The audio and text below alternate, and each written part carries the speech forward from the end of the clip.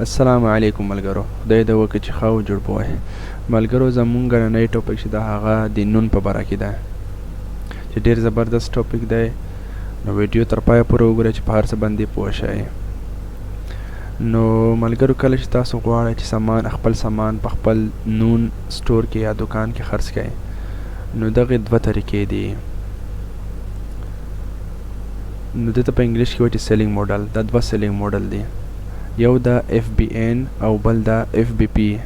لکه څنګه چې په امازون کې دی FBA او FBM، نو هماغه د سیم ټو سیم یو شان دلته په نون کې هم دی. نون کې لږ فرق پڅ کې دی، بس دلته FBN دا او FBP دا، او امازون کې چې کوم دا FBA او FBM دا.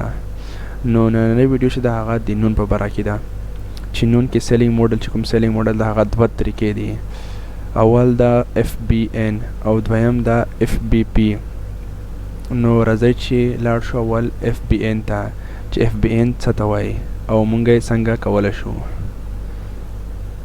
نو دلته اوس وګوره what is FBN اور نون ایکسپریس. د FBM دوه نامې دي، یو FBN دا پخپله او بل دا نون ایکسپریس. مونږ دته FBN هم وایلی شو او نون ایکسپریس هم وایلی شو، څه مشکل نشته. نو اوس FBN مخفف حروف دی، ابریویشن دی. نو FBN مکمل چې کوم دا fulfilled by نون یا fulfillment by نون. نو دا چې کوم دا د هغه طریقه ده، د هغه سیلینګ موډل ده چې دا کې به ته خپل سامان خپل پروډکټس دا به ته اخیستې دی وي، او که غواړې چې ته FBN وکې FBN انتخابوي چې FBN وکې، نو دا کې به ته خپل پروډکټ چې کوم دا د خپل پروډکټس دا به ته د نون سټور هاوس یا ویر هاوس ته یا ګودام ته ولیږې.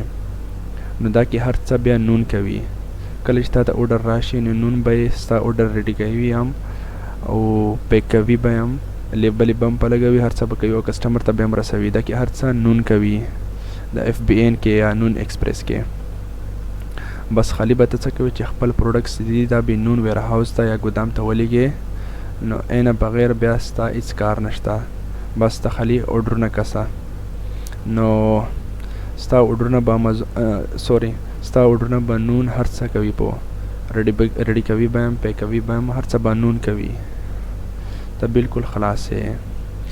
نو دا غوا FBN یا نون ایکسپریس. نون ایکسپریس FBN دا یوه نامه ده. دا FBN هم ورته ویلی شي او نون ایکسپریس هم ورته ویلی شي، څه مشکل نشته. نو اوس ځو FBP ته چې هغه دا fulfilled by partner. اوس دلته fulfillment by partner کې دوه قسمه دي، یو دا cross dock method او بل دا direct ship. نو اوس اول به راشو چې cross dock method څه ته وایي. اوس cross dock method کې به که تا غواړې چې خپل پروډکټ خرڅ کړې او غواړې چې FBP اختیار کړې fulfillment by partner، او دا کې هم دوه قسمه دي. او که غواړې چې cross dock اختیار کړې انتخاب کړې، نو دلته به ته څه کوې، دلته به cross dock کې سامان به ستا سره په کور کې وي یا ستا سره په آفس کې. دلته به څه وکړې cross dock کې بس ستا سره پروډکټ په کور کې وي. نو کله چې تا ته اوډر راشي ته به اوډر ایکسپټ کې او نون ډیلیوري والا ته یا نون خپل الته ته خپل آپشن د cross dock آپشن اب سلیکټ کې انتخاب به کې او نون گاډی به راشي، ستانه به اوډر اخلي او ستا اوډر به پیک کوي، هر څه به کوي او کسټمر ته به رسوي. ته اوډر مه پیک کوه.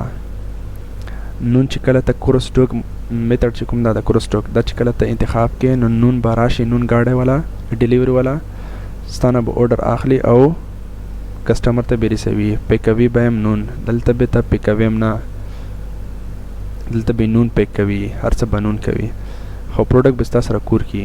او که ته غواړې چې ډایرکټ شپ اختیار کې، ډایرکټ شپ کې به ته اوډر خپله کسټمر ته رسوي، پیک کوي به هم، خپل لیبل به هم په لګوي، هر څه به کوي او کسټمر ته به رسوي هم ډایرکټ شپ کې. نو اوس cross dock یا ډایرکټ شپ کې دا فرق شو چې cross dock کې به نون گاډی راځي، نون گاډی به راشي، تا نه به پروډکټ اخلي او کسټمر ته به رسوي. او ډایرکټ شپ کې به ته خپله کسټمر ته هر څه کوي، پیک کوي به هم، کسټمر ته به هم رسوي، هر څه به کوي. اوس دلته که چېرته موږ لاړ شو د نون ویب سایټ ته، د نون ویب سایټ چې کله موږ لاړ شو نون ویب سایټ، او دلته چې کله وګورو چې کروس ټاک میتھډ، دلته اوس لیکل دي the cross-dock operations model will be discontinued by the third quarter of 2022.